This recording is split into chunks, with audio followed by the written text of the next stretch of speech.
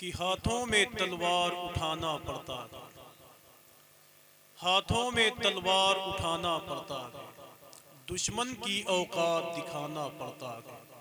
میرے حضور کے گھر والوں نے جو قربانیاں میدان کربلا میں پیش کی ہیں، انشاءاللہ وہ صبح قیامت تک یاد رکھی جائے گی۔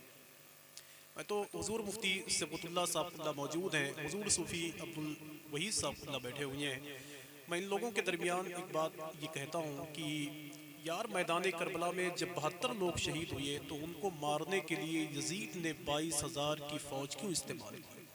72 کو مارنے کے لیے 2-4 لوگ کافی تھے، 72 کو مارنے کے لیے 2-4 ہزار لوگ کافی تھے، 72 کو مارنے کے لیے 5,000 لوگ کافی تھے، مگر یزید نے 22,000 کی فوج کیوں استعمال کی؟ تو ایک دانشور نے اس کا جواب دیا کہ یزید کو معلوم تھا کہ 72 میں کچھ ایسے ہیں جن کی رگوں میں علی کا خون ہے، علی ایک آئے گا تو ہزاروں کو مارے گا۔ دیکھیں ایک مفہوم ہے بس کہ ہاتھوں میں تلوار اٹھانا پڑتا ہے، دشمن کی اوقات دکھانا پڑتا ہے، دین پہ چلنا کھیل نہیں ہے بچوں کا، سر دے کر اسلام بچانا پڑتا ہے۔ کہ دین پہ چلنا کھیل نہیں ہے بچوں کا، سر دے کر اسلام بچانا پڑتا ہے، سر دے کر اسلام بچانا پڑتا ہے۔ اور ہمارے ملک میں جتنے بھی لوگ پردھان منتری کی کرسی پر بیٹھتے ہیں، اللہ کا شکر ہے ان کی پہلی چادر حضور غریب نواز کی بارگاہ میں پیش ہوتی ہے۔ اب دیکھتا ہوں کہ قاری محمد شعبان صاحب کو اللہ بڑی محبت کرتے ہیں حضور غریب نواز سے، آخر اس شعر کی کیا قیمت لگاتے ہیں کہ ہاتھوں میں تلوار اٹھانا پڑتا ہے، حضرت دعائیں چاہیے، ہاتھوں میں تلوار اٹھانا پڑتا ہے، دشمن کی اوقات دکھانا پڑتا ہے، دین پہ چلنا کھیل نہیں ہے بچوں کا، سر دے کر اسلام بچانا پڑتا ہے۔ کوئی گورنر ہو یا وزیر اعظم ہو، اب خواجہ کے دربار میں آنا پڑتا ہے۔ کہ کوئی گورنر ہو یا وزیر اعظم، خواجہ کے دربار میں آنا پڑتا ہے، خواجہ کے دربار میں آنا پڑتا ہے، خواجہ کے دربار میں آنا پڑتا ہے۔ دین پہ چلنا کھیل نہیں ہے بچوں کا، سر دے کر اسلام بچانا پڑتا ہے۔ ہندوستان کے جو موجودہ حالات ہیں، اور میں تو سوچتا ہوں کہ سروے کے نام پر کبھی ہماری خانقاہ کو، کبھی ہماری درگاہ کو جو نشانہ بنایا جاتا ہے، میں تو پردھان جی بیٹھے بیٹھے میں سوچ رہا تھا کہ نگاہوں میں مدینے کا جمال آیا تو کیا ہوگا، اگر طیبہ سے دوری کا خیال آیا تو کیا ہوگا۔ معین الدین کے دربار کو مندر بتاتے ہو، اگر کلیر کے صابر کو جلال آیا تو کیا ہوگا۔ کہ معین الدین کے دربار پر انگلی اٹھاتے ہو، اگر کلیر کے صابر کو جلال آیا تو کیا ہوگا۔ سروے کے نام پر میں تو سوچتا ہوں کہ یار جن کے بٹھائے ہوئے اونٹ کو 850 سال پہلے لوگ اٹھا نہ پائے، آخر وہ لوگ وہاں کے ماربل اور ٹائلز کو اکھاڑنے کی بات کرتے ہیں، کہاں سے ہو پائے گا یہ سب؟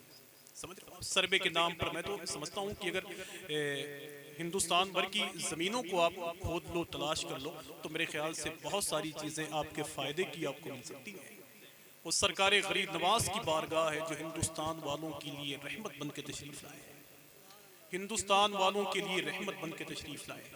یار میں تو کھل کے کہتا ہوں کہ ہم غریبوں کے لیے مدینہ شریف ہے، اجمیر شریف ہے، کہ میرے خواجہ کا حسی گنبد چمکتا دیکھنا، بال یقین ہے گنبد خضرا کا جلوہ دیکھنا، کہہ رہا تھا ایک دیوانہ یہی اجمیر میں، ابے دیکھ لو اجمیر پہلے پھر مدینہ دیکھنا۔ کہ کہہ رہا تھا ایک دیوانہ یہی اجمیر میں، دیکھ لو اجمیر پہلے پھر مدینہ دیکھنا۔ سرکار غریب نواز کی جب پیدائش مبارکہ ہوئی تو جس کمرے میں غریب نواز کی والدہ بی بی ماہ نور تشریف فرما تھی، پورا کمرہ نور سے معمور تھا۔ وہ ڈر گئی، پریشان ہو گئی، تو غیب سے آواز آئی کہ میری بندی پریشان مت ہو، تیری گود میں آنے والا کوئی اور نہیں بلکہ ولیوں کا سلطان ہے، سلطان۔ کوئی چھوٹی موٹی شان سرکار غریب نواز کی تھوڑی ہے۔ وہ اجمیر شریف میں صحن میں بیٹھے ہوئے تھے غریب نواز، اپریل مئی جون کا وہ زمانہ تھا۔ سرکار غریب نواز نے خواجہ قطب الدین بختیار کاکی کو بلایا، ارشاد فرمایا قطب الدین دل چاہتا ہے کہ تم میرے نانا کی نعت پڑھو۔ خواجہ قطب الدین بختیار کاکی کھڑے ہو گئے، نعت پڑھنے لگے، غریب نواز سرکار رونے لگے، یاد آئی مدینے والے کی، پسینے سے شرابور ہو گئے۔ تو کم عمر تھی ایک بچے کی، وہ قریب آیا اور اس نے ہوا کا انتظام کر دیا، پنکھا جھلنے لگا۔ محفل ختم ہو گئی تو غریب نواز نے ارشاد فرمایا کہ قطب الدین تو نے کیا کیا ہے، قطب الدین تو نے کیا کیا ہے؟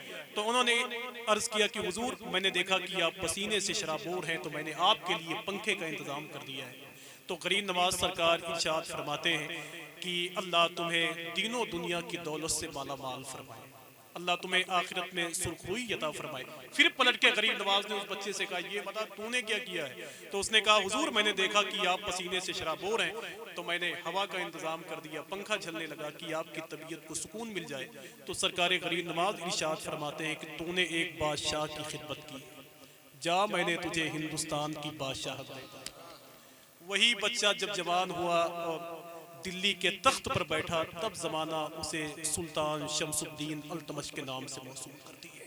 میرے خواجہ کا دربار اتنا بڑا ہے یار، میں تو ڈنکے کی چوٹ پر کہتا ہوں کہ لاکھ کوشش ہوئی بدنام نہیں کر پایا، ایک درویش کو گمنام نہیں کر پایا، ایک درویش کو گمنام نہیں کر پایا۔ خواجہ ہند کا دربار ہٹانے والوں پرتھوی راج بھی یہ کام نہیں کر پایا، کہ خواجہ ہند کا دربار ہٹانے والوں پرتھوی راج بھی یہ کام نہیں کر پایا، خواجہ ہند کا دربار ہٹانے والوں پرتھوی راج بھی یہ کام نہیں کر پایا۔ آج دھنوری کی اس محفل میں حضور مفتی صفوت اللہ صاحب علامہ عبدالوحید صاحب اللہ کو گواہ بنا کر، اور محترم جمیل گولوی صاحب جو ہندوستان کی محفلوں میں بڑا نام ہے، ان لوگوں کو گواہ بنا کے کہو نہ تم چلاتے ہو دنیا نہ ہم چلاتے ہیں، خدا کے فضل سے شاہ امم چلاتے ہیں۔ نصیب پہلے مدینے میں لایا جاتا ہے، پھر اس پہ شاہ مدینہ قلم چلاتے ہیں۔ مزار خواجہ سے آواز آ رہی ہے ہی، یہ کیا چلائیں گے یہ ملک ہم چلاتے ہیں، کہ مزار خواجہ سے آواز آ رہی ہے ہی، یہ کیا چلائیں گے یہ ملک ہم چلاتے ہیں، یہ کیا چلائیں گے یہ ملک ہم چلاتے ہیں۔ اور خوب محبت کرو حضور غریب نواز سے، ان کا نام خوب لو ماشاءاللہ، تاکہ ان کی برکتیں آپ کے گھر آنگن میں داخل ہوتی رہیں۔ یہ شور اور شرابے سے کچھ نہیں ہوگا، فیصلہ کر کے جا رہا ہوں پردھان جی، یہ شور اور شرابے سے کچھ نہیں ہوگا، میرا یقین ہے فتنے سے کچھ نہیں ہوگا۔ مزار خواجہ سے آواز آ رہی ہے ہی، میرا ہی ملک ہے سروے سے کچھ نہیں ہوگا، میرا ہی ملک ہے سروے سے کچھ نہیں ہوگا۔ آئیے بہت ہی ادب اور احترام کے ساتھ، جہاں پڑھے لکھے لوگ موجود ہیں، پڑھا لکھا وجود موجود ہے، حضور مفتی صفوت اللہ صاحب اللہ جو کم بولتے ہیں ان کا علم بولتا ہے، بزرگوں کی نشانی بن کر کے، ہمارے اسلاف کی یادگار بن کر کے وہ یہاں موجود ہیں، اللہ ان کا سایہ دراز فرمائے۔ صوفی باصفا استاذ الشورا حضور شاہ علامہ صوفی عبدالوحید صاحب اللہ کی یہ کرم نوازی ذرہ نوازی ہے کہ جہاں وہ اخیر میں تشریف لاتے ہیں، لیکن قاری محمد شعبان صاحب اللہ کی محبت کی حضرت یہاں تشریف فرمائے، اللہ حضرت کا سایہ دراز فرمائے، ورنہ اس موجودہ دور میں کوئی کسی سے محبت نہیں کرتا ہے، سمجھ رہے ہو؟ کوئی اگر آپ کے لیے اپنا وقت نکال کے بیٹھا ہوا ہے تو آپ کا سب سے بڑا محسن ہے، اساغر نوازی اگر اس کے اندر ہے تو وہ آپ کا سب سے بڑا محسن ہے۔ اور میں اچھی طرح جانتا ہوں کہ موجودہ دور کہاں تک جانا چاہتا ہے، کہ ڈوبنے والا بہت دیر سے ڈوبے، شاید مفتی صاحب ڈوبتا دیکھنے والے کو بہت جلدی ہے، تو حالات ایسے بنے ہوئے ہیں۔